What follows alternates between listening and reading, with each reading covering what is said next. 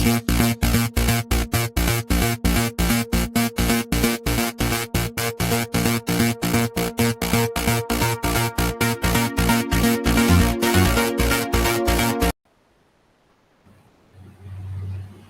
once again, I welcome in the course Introduction to Fluid Mechanics. So in the previous lecture, we have discussed about the kinetic energy correction factor and momentum correction factor. And after that, we have seen that how to apply this, how to use this kinetic energy correction factor. And we have seen that the application of this kinetic energy correction factor in the Bernoulli equation, if you apply the if you apply the Bernoulli equation at two sections, so the Bernoulli equation can be written as P1 by gamma plus alpha into V1 square by 2G plus Z1, and that is equal to P2 by gamma plus alpha into V2 square by 2G plus Z2 plus some head loss between section 1 and 2. So what is this kinetic energy correction factor and momentum correction factor? So I told you that the kinetic energy correction factor is the ratio of kinetic energy per second at any section due to the actual velocity of the flow to the kinetic energy at the same section due to the average velocity. And we have seen the expression of the kinetic energy correction factor, that is integral of the area VQ dA divided by A into V average Q. Similarly, the momentum correction factor, that is equal to the momentum per second at any section due to the actual velocity to the momentum per second due to the at the same section due to the average velocity of the flow. So we have and then we have seen the expression of the momentum correction factor, that is equal to integral of the area, that is V square into dA divided by A into V average square. So we have discussed in the last class, that is how to apply what is the use of kinetic energy correction factor, kinetic energy correction factor. So kinetic energy correction factor, we have seen the expression of kinetic energy correction factor, that is VQ into dA divided by A into V average Q. And we have seen the definition of the kinetic energy, that is the kinetic energy per second due to actual velocity of flow at any section to the kinetic energy per second due to the average velocity at the same section. Similarly, we have discussed the momentum correction factor, momentum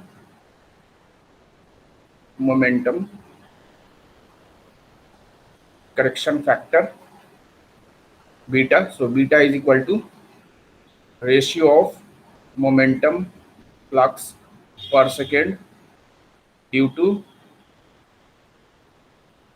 actual velocity at any section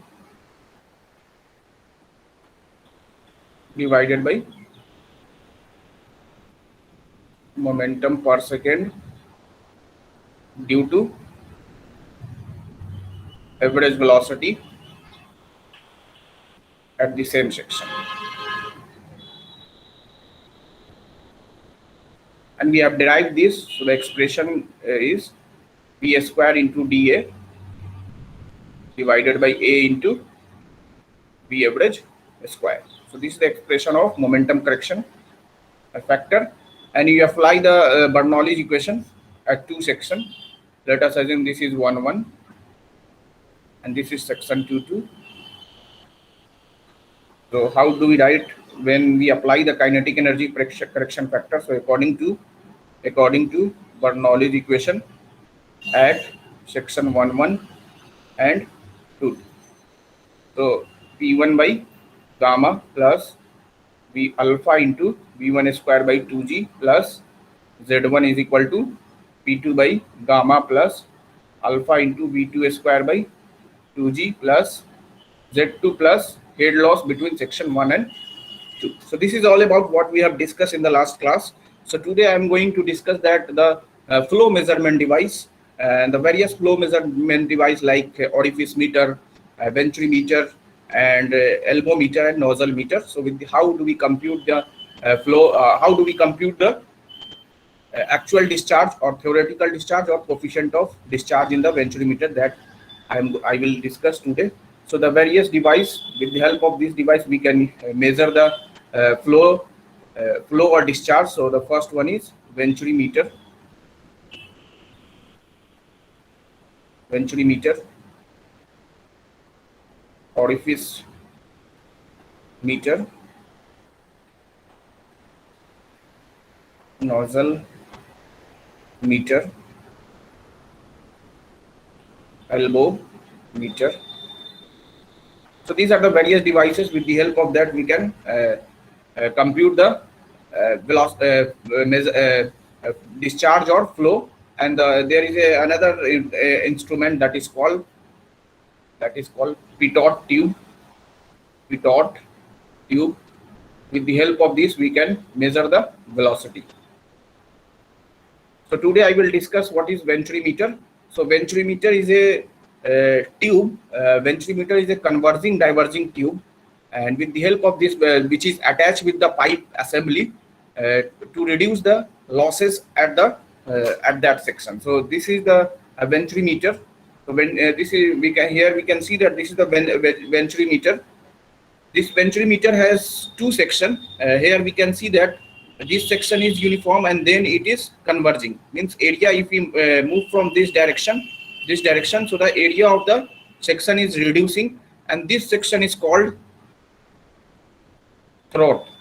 Means at this section the area is minimum area will achieve at this part, and once again it is diverging. Means once again, if I move from throat to this part, so once again the area is increasing. So firstly area is decreasing up to the throat, and the minimum area will achieve at the throat, and then once again the area will increase. So if we talk about from this section, here we can see that how this is the pipe, and this is called venturi meter. Venturi meter, and this venturi meter is attached with the pipe of diameter d, and we measure. There are two intakes where we can measure the pressure difference, or we can measure the piezometric head. So how do we measure the piezometric head, and then how to compute the coefficient of discharge or theoretical discharge and actual discharge? That I will discuss. So what is venturi meter? So venturi meter, it is named as the scientist, Italian scientist has given the concept of a converging diverging. He has taken a converging diverging tube and attached with the pipe, and they have seen that the flow velocity and pressure, the distribution of flow velocity and the pressure along this pipe or along this venturi meter. So Italian scientist Venturi, RB Venturi, that is given by this setup. So that's why it is called on his name. It was named as venturi meter. So it is a converging diverging tube which is basically used to measure the flow rates of fluid running through a pipe. So why इस तरह का assembly क्यों रखा गया है? तो assembly इसलिए रखा गया है, why it is taken the converging and diverging tube to reduce the losses. Energy loss जो है वो मिनिमम हो, इसीलिए इस तरह का असेंबली को हमने उन्होंने बनाया था कि इस तरह की एनर्जी लॉस जो हो इसके अलोंग, जो पाइप फ्लो के अलोंग, वो मिनिमम हो जाए, इसीलिए उन्होंने वेंचुरी मीटर बनाया इस तरह कि सम पार्ट्स जो है हमारा कन्वर्जिंग है और कुछ पार्ट उसके बाद क्या हो जा रहा है, डाइवर्ज हो रहा है. तो ये जो कन्वर्जिंग जो है यहाँ पे आप देख सकते हो, ये हमारा कन्वर्ज हो रहा है. जहाँ पे कन्वर्जिंग है उस कन्वर्जिंग एंगल को जो वेंचुरी मीटर में सजेस्ट जो किया गया है वो जनरली 21 प्लस माइनस 2 डिग्री और 15 से 20 डिग्री भी लेते हैं इसको. 21 plus minus 2 degree is the angle of convergence, और उसी तरह एंगल ऑफ डाइवर्जेंस जो लिया गया है वो 5 to 7 डिग्री लिया गया है. उसी तरह मान ले कि ये दिस इज द पाइप का डायमीटर अगर कैपिटल डी है, और यहाँ जहाँ थ्रोट है जहाँ पे मिनिमम एरिया है उसके डायमीटर को अगर हमने स्मॉल डी ले लिया है, तो the ratio of throat diameter to the pipe diameter, इसको सजेस्ट किया गया है कि जनरली आपको लेना है 0.3 to 0.75. तो सारा चीज को हम लोग अगर एक बार लिखे, तो अगर मैं बनाऊं एक venturi meter, So let us assume this is our pipe, ये हमारा पाइप है, और पाइप से क्या हुआ, जो है जिसकी डायमीटर जो है कितनी है, कैपिटल डी, और यहां से हमारा क्या हो रहा है, कन्वर्ज हो रहा है, कन्वर्ज हुआ और फिर जाके क्या हो रहा है, डाइवर्ज हो रहा है, और फिर इसी तरह जो आपका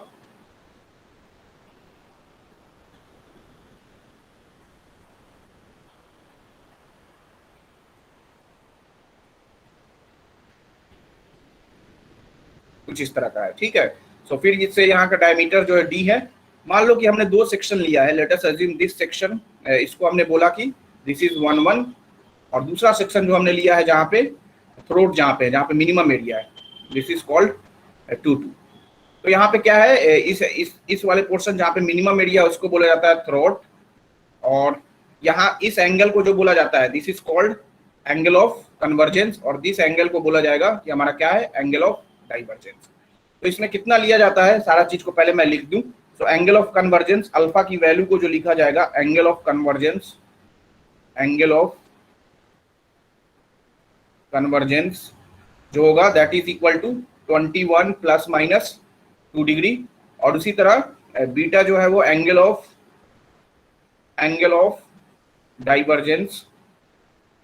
डाइवर्जेंस है, जिसको लिया जाता है 5 to 7 डिग्री, 5 to 7 डिग्री। उसी तरह लेट यहाँ पे डी जो है हमारा क्या है, diameter of the pipe, diameter of the pipe, और स्मॉल डी जो यहाँ पे थ्रोट है उसको हमने स्मॉल डी मान लिया। Let D is the diameter of throat है। सो इस दोनों के रेशियो को अगर देखा जाए, small D by capital D, तो इसको जनरली जो लिया जाता है 0.3 to 0.75, इसके बीच में हम लोग लेंगे। समटाइम्स हाफ भी लिया जाता है, लेकिन जो जनरल बात की जाए तो ये 0.3 to 0.75 मीटर होता है। तो एक चीज यहाँ पे देखो, जैसे अगर हम लोग सेक्शन 1 से सेक्शन 2 की तरफ जा रहे हैं, as we move from the section 1 to section 2 means जो हमारा जहाँ पे यूनिफॉर्म है उसके बाद जो है कन्वर्ज कर रहा है, तो वहां पे हम लोग क्या देख रहे हैं कि एरिया जो है हमारा क्या हो रहा है, एरिया इज रिड्यूसिंग, और एक ऐसा सेक्शन आता है जहाँ पे मिनिमम एरिया अचीव होता है। तो जैसे जैसे हम कन्वर्जेंस की तरफ जा रहे हैं तो हमारा एरिया जो है वो रिड्यूस हो रहा है, और continuity equation should be satisfied. तो वहां से हम देखेंगे कि वेलोसिटी की वैल्यू क्या हो जाएगी, एरिया रिड्यूस हो रहा है मतलब कि वेलोसिटी क्या हो जाएगी, वेलोसिटी हमारा इस सेक्शन से इस सेक्शन पे अगर जाएंगे तो वेलोसिटी विल बी इंक्रीज, और once the velocity will increase so pressure will reduce. So pressure जो हो जाएगा वो क्या हो जाएगा, हमारा डिक्रीज करेगा। उसी तरह अगर 2 से फिर हम लोग दूसरे इधर अगर हम लोग मूव करें तो क्या हो जाएगा, हमारा एरिया जो है अब इंक्रीज कर रहा है, और ये एरिया इंक्रीज अगर डाइवर्जेंस सेक्शन की तरफ अगर हम मूव करें तो क्या होगा, एरिया हमारा इंक्रीज करेगा, और वेलोसिटी की वैल्यू जो होगी, जैसे एरिया बढ़ेगा तो क्या हो जाएगा, वेलोसिटी की वैल्यू घटेगी, और वेलोसिटी जैसे घटेगी तो प्रेशर जो हमारा होगा वो इंक्रीज करेगा, या प्रेशर ग्रेडियंट की वैल्यू जो होगी वो यहाँ पे पॉजिटिव होगी, और यहाँ पे जब कन्वर्जेंस की तरफ देखा जाएगा तो प्रेशर ग्रेडियंट की वैल्यू हमारी निगेटिव होगी। सो यहाँ पे अगर हम लोग निकालना है, हमें क्या निकालना है, तो ये दिस इज द वेंचुरीमीटर। इस वेंचुरीमीटर को हमने क्या किया है, पाइप से अटैच कर दिया है, और हमने यहाँ पे हमें जो निकालना है वो कोफिशिएंट ऑफ डिस्चार्ज और सारा चीज एक्चुअल डिस्चार्ज और थ्योरेटिकल डिस्चार्ज। तो अगर हम लोग 1 और 2 पे अगर बर्नौलीज इक्वेशन लगाए, applying Bernoulli's equation at section 1 and section 2। तो क्या हो जाएगा, यहाँ पे अगर देख ले, मान लो कि यहाँ पे जो है तो क्या लिखेंगे, P1 by gamma plus P1 square by 2G। अगर नेगलेक्ट हेड लॉस को हम लोग 0 अगर ले रहे हैं, assuming the head loss is 0, so that is Z1 is equal to P2 by gamma plus V2 square by 2G plus Z2। हमने अभी तक हेड लॉस को हम लोग हेड लॉस भी लेंगे और देखेंगे कि क्या होता है। So firstly we have assumed that the head loss is 0 between section 1 and section 2। तो यहाँ से क्या लिख सकते हैं, P1 by gamma plus Z1 minus P2 by gamma plus Z2 that is equal to V2 square minus V1 square divided by 2G। और what is P1 by gamma plus Z1? P1 plus क्या है, ये पिजोमेट्रिक head है ना, P by gamma क्या लेते हैं, पिजोमेट्रिक head. तो क्या आप यहाँ पे लिख दें, यहाँ पे हम लोग लिख दे क्या, इसके वैल्यू को हम अगर हम लिखा जाए तो इसका पिजोमेट्रिक हेड का डिफरेंस लिख दें एट सेक्शन 1 एंड 2। ये लिख सकते हैं ना, difference between piezometric head between 1-1 and 2-2। 1-1 मतलब कि नॉर्मल सेक्शन है, इसको अगर हमने बोल दिया कि this is the normal section, this is the normal section और this is the throat section, तो इसके बीच का डिफरेंस है, तो इसको हमने मान लिया है कि ये जो हमारा जो डिफरेंस इन पीजोमेट्रिक हेड है उसको अगर स्मॉल h हमने मान लिया, small h, so that is equal to v2 square minus v1 square by 2g। तो यहाँ से क्या लिख सकते हैं, v2 square minus v1 square that is equal to 2g into h, और v को अगर q के टर्म में अगर लिखा जाए, q के टर्म में तो क्या लिख सकते हैं, बोलिए। v2 को हम लोग क्या लिख सकते हैं, v2 स्क्वायर को q बाई q, क्योंकि हमारा जो क्या है कंटिन्यूटी इक्वेशन लगाएंगे तो q को क्या लिख सकते हैं, q is equal to a1 v1 is equal to a2 v2। बोलो, फ्रॉम कंटिन्यूटी इक्वेशन अगर फ्लो इनकम्प्रेसिबल है फ्रॉम कंटिन्यूटी इक्वेशन, तो यहाँ से हम लोग क्या लिख सकते हैं, v1 is equal to q by a1, तो क्या यहाँ पे v2 जो और v2 जो हो जाएगा वो q बाई a2, तो v2 को क्या लिख सकते हैं, q square by a2 square minus q square by a1 square that is equal to 2g into h। q square को हमने कॉमन ले लिया है तो क्या हो जाएगा, 1 by a2 square minus 1 by a1 square that is equal to 2g into h। तो यहाँ से q स्क्वायर जो हो जाएगा इंटू यहाँ पे हो गया a1 square into a2 square, a1 square into a2 square, तो यहाँ से क्या हो गया a1 square minus a2 square that is equal to 2g into h।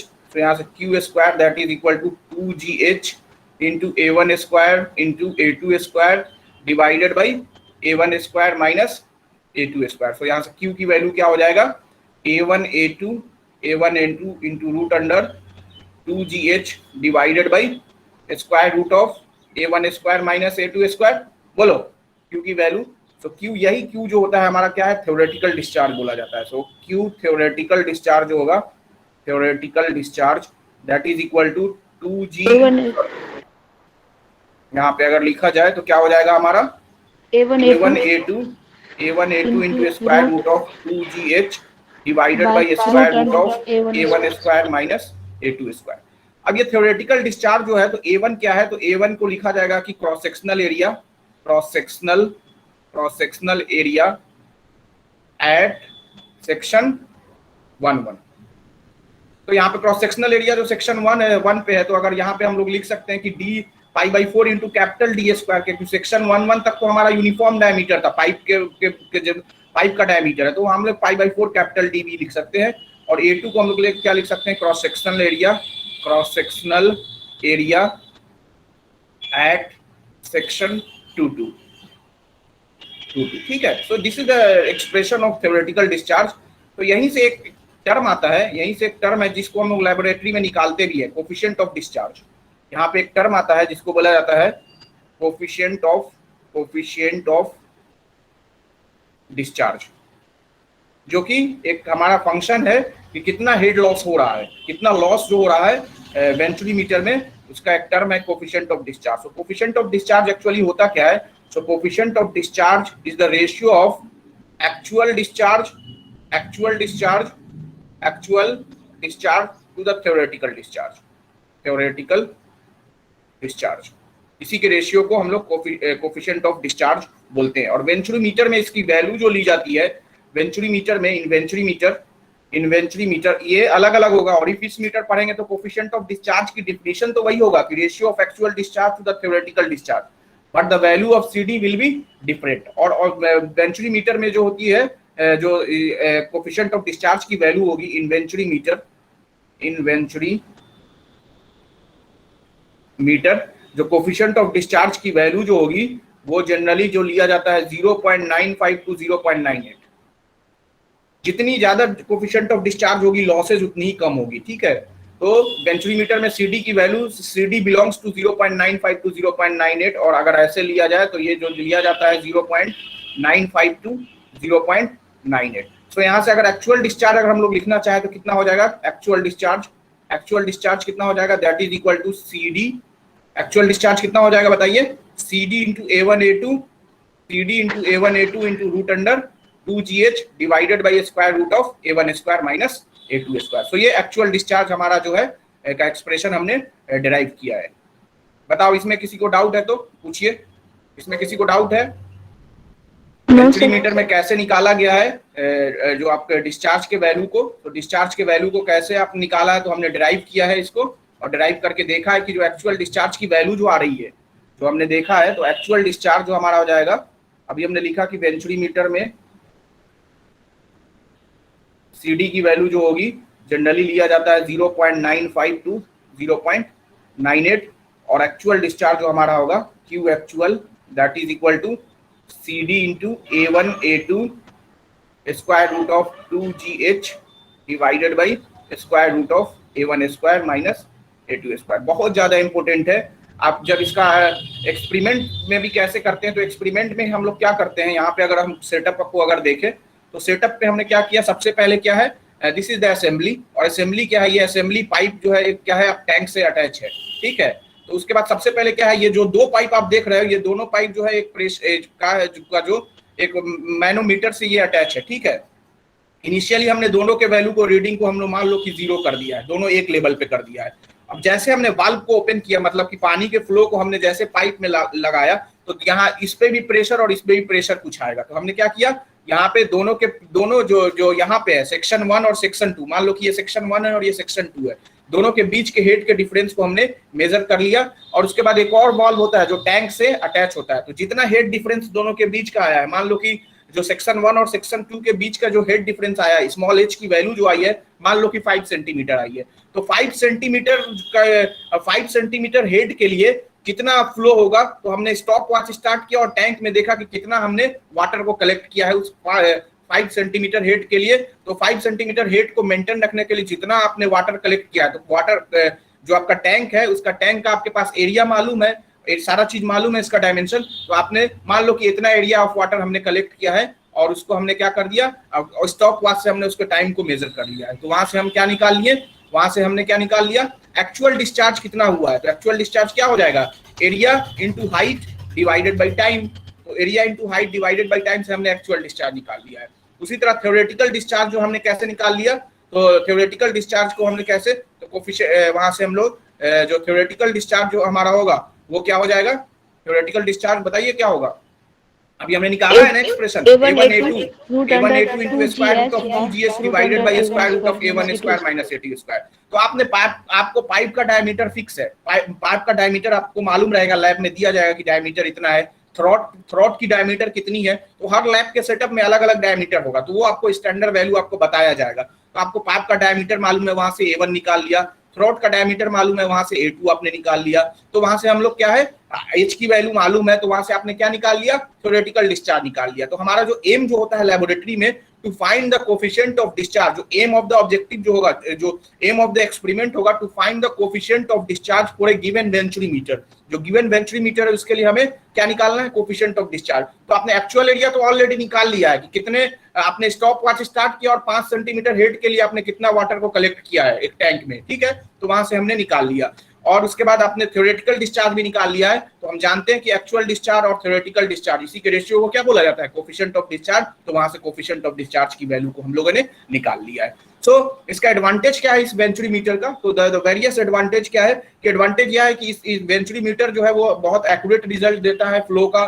उसके बाद क्या है, जो है आपका लॉसेस जो उसमें होता है बहुत मिनिमम होता है। लेकिन इसका डिसएडवांटेज क्या है, डिसएडवांटेज क्या है कि जो वेंचुरी मीटर जो होता है, जिसका जो मैन्युफैक्चरिंग का कॉस्ट बहुत ज्यादा होता है, ठीक है। और हैंडलिंग के लिए आपको क्या चाहिए, तो हैंडलिंग सब लोग नहीं कर सकता है, आपका स्किल्ड पर्सन ही कर सकता है इसको हैंडलिंग। या आपको कोई, आप जनरली आप कोई लेमैन को बोलोगे थोड़ी एक सेटअप कर देगा या आप इसको एक्सपेरिमेंट करके दिखा देगा। तो इसके लिए आपको थोड़ा सा कॉस्ट की जो प्रॉब्लम है कि कॉस्ट थोड़ा सा इसका ज्यादा होता है, सो ये इसका डिसएडवांटेज है। और हमने यहाँ से क्या निकाला है, कोफिशिएंट ऑफ डिस्चार्ज। और कोफिशिएंट ऑफ डिस्चार्ज को कैसे निकाला गया है, तो कोफिशिएंट ऑफ डिस्चार्ज जो मैंने बोला कि ratio of actual discharge to theoretical discharge, और CD की वैल्यू जो होती है वो क्या होती है, 0.95। और वेंचुरी मीटर के लिए मैं बार बार बोल रहा हूँ कि जो ये CD की वैल्यू जो मैंने बताया वेंचुरी मीटर के लिए बताया, ऑरिफिस मीटर में जब मैं ऑरिफिस मीटर बताऊंगा तो वहां पे अलग होगी। यहाँ पे हमने बताया कि कितना लेते हैं, 0.95 टू 0.98 के बीच में लेते हैं। उसके बाद हमने बताया कि ये पूरा का पूरा इसके कंस्ट्रक्शन को बताया कि वेंचुरी मीटर को क्या है। तो मैंने बोला कि एक वेंचुरी साइंटिस्ट थे, इटालियन साइंटिस्ट, जिन्होंने इसको दिया था। सबसे पहले उन्होंने ऑब्जर्व किया था एक वेंचुरी मीटर, एक ऐसा ट्यूब लिया जिसका कन्वर्जिंग और डाइवर्जिंग सेक्शन हो, और उससे उन्होंने क्या, फ्लूइड वेलोसिटी और फ्लूइड के प्रेशर के वेरिएशन को उन्होंने देखा सबसे पहले, इसीलिए उनके नाम पे ये सेटअप को रखा गया वेंचुरी मीटर। ठीक है, तो वेंचुरी मीटर का क्या है कि दो पार्ट है। एक पार्ट है जिसको बोला जाता है जो यहाँ पे हमने बताया, तो ये वाला जो है, ये वाला जो है, ये सेक्शन जो है इसको बोला जाएगा क्या सेक्शन, ये वाला पोर्शन को बोला जाएगा कन्वर्जिंग पोर्शन, और इस वाले पोर्शन को बोला जाएगा डाइवर्जिंग पोर्शन। तो कन्वर्जिंग पार्ट में हमने देखा है कि एंगल ऑफ कन्वर्जेंस जनरली कितना होता है, 21 प्लस माइनस 20 डिग्री, और सम टाइम जो ये 15 से 20 डिग्री भी लिया जाता है।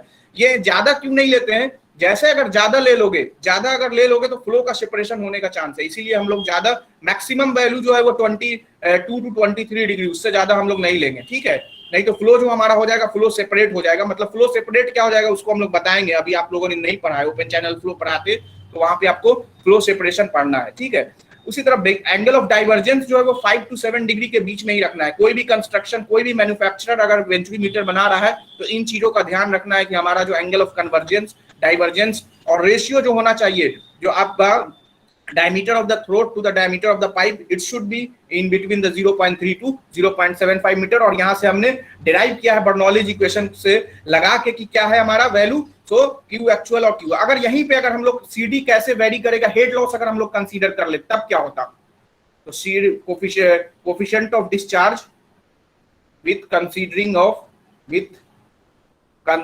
Of head loss. अगर आप हेड लॉस कंसीडर कर लेते तब क्या होता, तो क्या होता, फिर से आप बर्नौलीज इक्वेशन लगाओ तो क्या हो जाता, P1 by gamma plus V1 square by 2G plus Z1 is equal to P2 by gamma plus V2 square by 2G plus Z2 plus some head loss. बोलिए, तो यहां से P1 by gamma plus Z1 minus P2 by gamma plus Z2 minus HL that is equal to V2 square by 2G minus V1 square by 2G। बोलो, तो यहाँ से ये P1 by gamma, इसके वैल्यू को हमने क्या लिया था, इजोमेट्रिक हेड डिफरेंस बिटवीन 1 एंड 2, तो ये स्मॉल h है, तो small h minus HL that is equal to क्या, V2 स्क्वायर, तो 1 by 2G into Q square by A2 square minus Q square divided by A1 square. तो यहाँ से क्या हो जाएगा हमारा, जो हो जाए Q स्क्वायर को अगर हमने कॉमन ले लिया तो क्या हो जाएगा, A1 square into A2 square, तो this value is A1 square minus A2 square and that is equal to 2G into H minus HL। बोलो, अब ये वाला वैल्यू है। अब आप देखो कि जो हमारा जो ये वाला जो वैल्यू है आपने हेड लॉस लिया है, इसके वैल्यू को आप CD इंटू वहां पे जो आया है उससे इक्वेट कर दो, तो एक CD और H और HL में एक रिलेशन आएगा, उससे आप लोग निकाल सकते हो।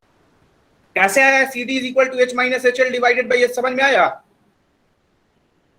अरे ये पहले वाला टर्म में क्या है, A1 A2 into square root of 2GH divided by A1 square minus A2 square and that is equal to A1 A2, जो यहाँ पे हो जाएगा, जो अब CD कैसे चेंज करेगा, CD डैश जो हो जाएगा हमारा क्या हो जाएगा, square root of H minus HL divided by H। तो मैंने बोला कि हेड लॉस को कंसीडर करेंगे तब कैसे ये चेंज कर रहा है, उस चीज को हमने बताया। अब फिलहाल मैंने जो लिया था, तो जब तक क्वेश्चन में नहीं बोले कि हेड लॉस को कंसीडर नहीं करना है, तब तक जो हमारा डिस्चार्ज जो होगा वो वही होगा, actual discharge CD into A1 A2 square root of 2GH divided by square root of A1 square minus A2 square. अब ये जो है कि यहाँ पे जो H लिया गया है, अगर हमने जो यहाँ पे जो है आपको H क्या आया है, तो H जो है क्या है कि हमने यहाँ पे क्या है, 2 पीजोमीटर लगाया। आपका जो है एक सेक्शन पे यहाँ पे आप देखोगे कि 2 आपका दिया भी हुआ है, आप यहाँ पे देखो दिया हुआ है, यहाँ पे आप जो लगाए हो, तो हमने 2 पीजोमीटर लगाया है, तो 2 पीजोमीटर लगाया, तो उसके बीच का डिफरेंस को हमने x डिस्टेंस माना है, वो x जो है वो that is equal to small h आ गया है। लेकिन अगर आप यहाँ पे मैनोमीटर अगर ले लोगे, मैनोमीटर और पीजोमीटर क्या होता है वो चीज हम लोग मॉड्यूल 2 में देखेंगे, अभी नहीं बताया गया है। फिलहाल अगर लेमैन में बोला जाए तो मैनोमीटर से क्या करते हैं हम लोग, गैस के प्रेशर को मेजर करते हैं, और फ्लूइड के प्रेशर को हम लोग जो है वो पीजोमीटर से मेजर करते हैं। तो अगर हमने मैनोमीटर लगा दिया है इसके बीच में, और 2 तरह का मैनोमीटर होता है, इन्वर्टेड मैनोमीटर और directly you type of manometer. तो अगर हमने यहाँ से देखो, हमने 2 पॉइंट है वहां पे हमने क्या कर दिया है, हमने एक वेंचुरीमीटर लिया है, इंक्लाइंड वेंचुरीमीटर, और वेंचुरीमीटर के साथ हमने क्या कर दिया है, मैनोमीटर को हमने फिक्स किया है।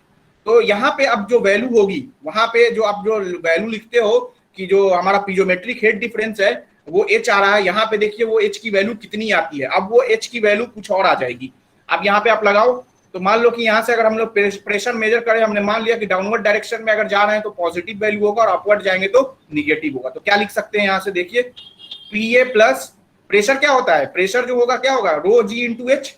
प्रेशर क्या होगा हमारा, किसी भी अगर पॉइंट पे अगर मेजर किया जाए तो कितनी हाइट, कितने हाइट तक लिक्विड फिल्ड है और इसकी डेंसिटी कितनी है, उसको जी से हमने मल्टीप्लाई कर दिया। तो यहाँ से अगर यहाँ तक अगर हम लोग मूव करें from section A to B, अगर हम लोग मूव करें तो क्या लिख सकते हैं, पी ए प्लस, यहाँ से देखिए ये पी ए प्लस, यहाँ पे हमने जो लिया है जीएम और जी है क्या, तो जीवन जो है वो स्पेसिफिक ग्रेविटी है। जीवन जो है हमारा स्पेसिफिक ग्रेविटी है किसका, जो फ्लूइड हमारा जो हमारा पाइप में है, जो पाइप में हमारा फ्लूइड है उसकी स्पेसिफिक ग्रेविटी को हमने जीवन लिया है। और जीएम जो है वो हमारा क्या है, specific gravity of manometric liquid. Manometer में जो लिक्विड है उसका हमने, उसके स्पेसिफिक ग्रेविटी को हमने जीएम लिया है। तो यहाँ पे अगर हम लिख दें कि GM is the specific gravity of manometric liquid, और जीवन जो है हमारा क्या है, स्पेसिफिक ग्रेविटी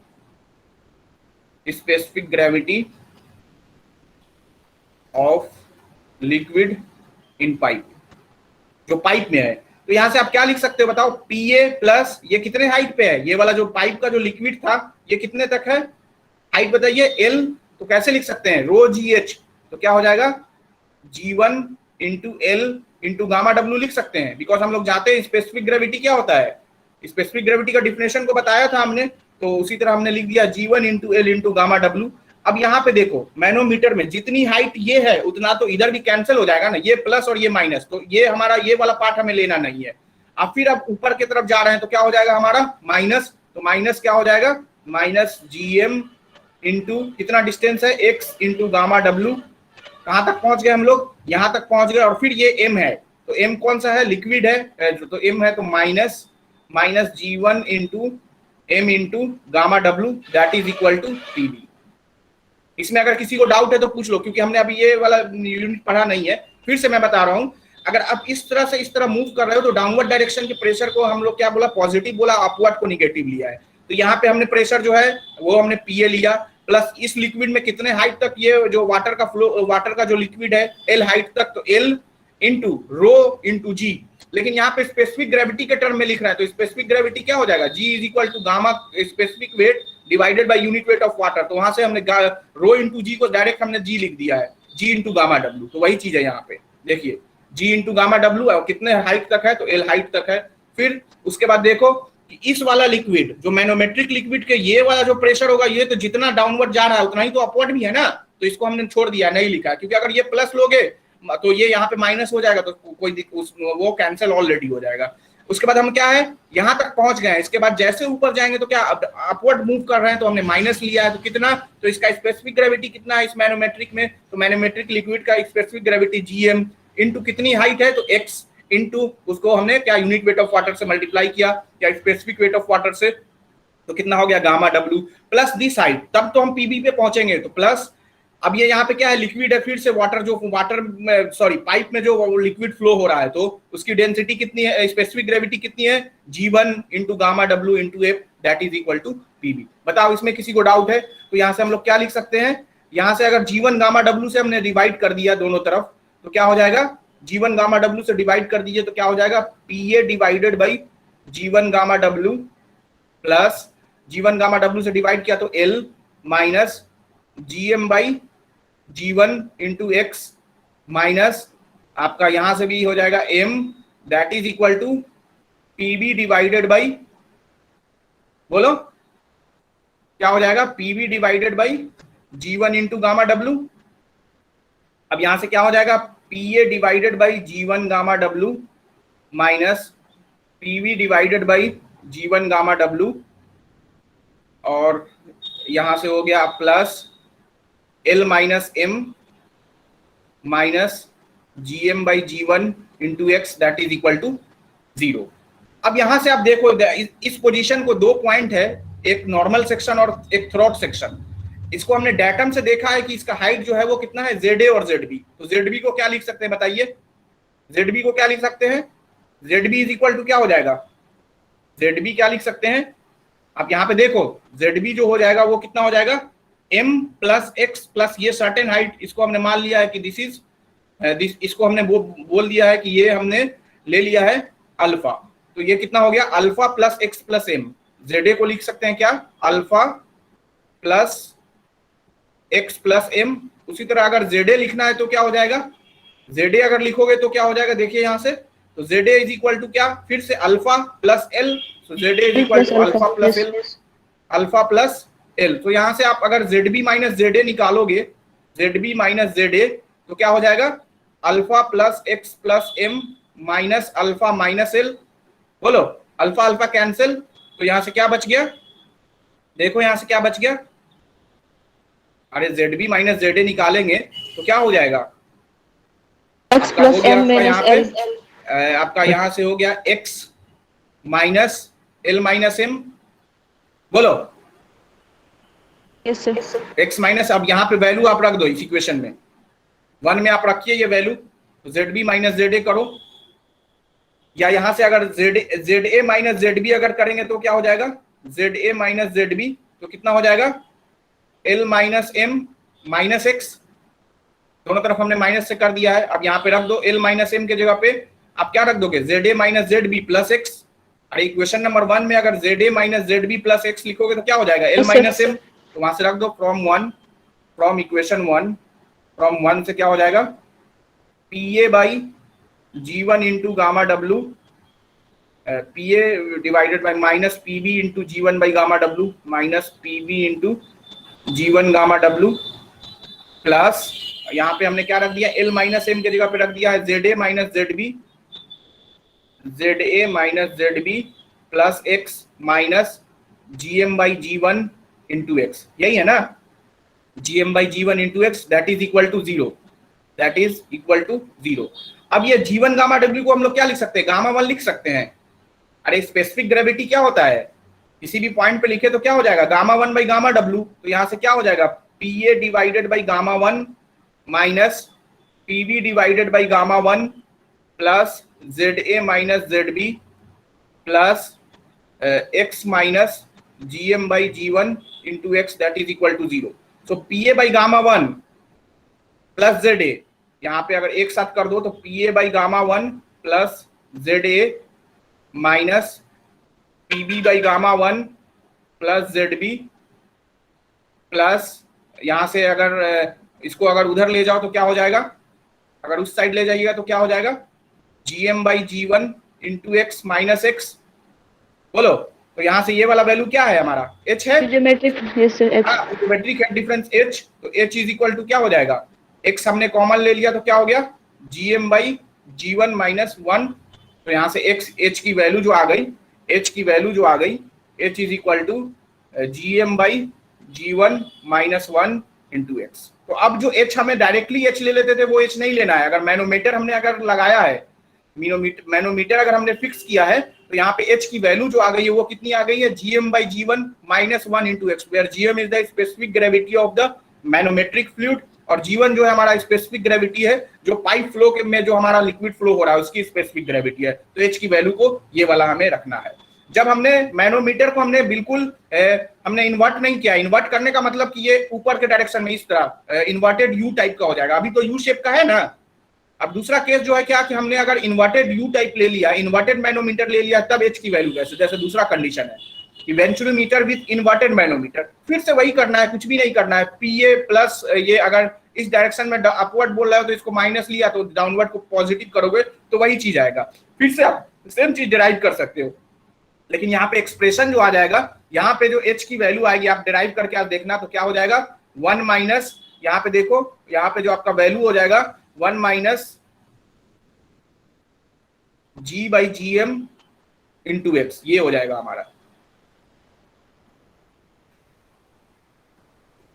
ठीक है। तो ये वाला वैल्यू हमारा जो हो जाएगा वो इन्वर्टेड अगर हमारा मैनोमीटर रहेगा तो h की वैल्यू क्या हो जाएगी, 1 divided by GM by, sorry ये वाला वैल्यू क्या हो जाएगा, G अगर ज्यादा है तो G अगर हमारा ज्यादा है तो नहीं GM बाई G होगा, यहाँ पे सिर्फ 1 माइनस हो जाएगा यहाँ पे। अरे G बाई GM की वैल्यू 1 से ज्यादा होगा या कम होगा, अगर स्पेसिफिक ग्रेविटी G की ही ज्यादा है तो G बाई GM की वैल्यू 1 से ज्यादा हो गया ना, तो ये तो निगेटिव वैल्यू आ जाएगी। Yes sir. हाँ तो यहाँ से ये वैल्यू नहीं होगा, 1 माइनस जो हो GM जाएगा by value G। GM by G GM by G। Into X. तो अगर इन्वर्टेड मैनोमीटर हो, इन्वर्टेड मैनोमीटर अगर हमारे पास हो, इन्वर्टेड मैनोमीटर, तो वहां से x is equal to 1 minus GM by G into x.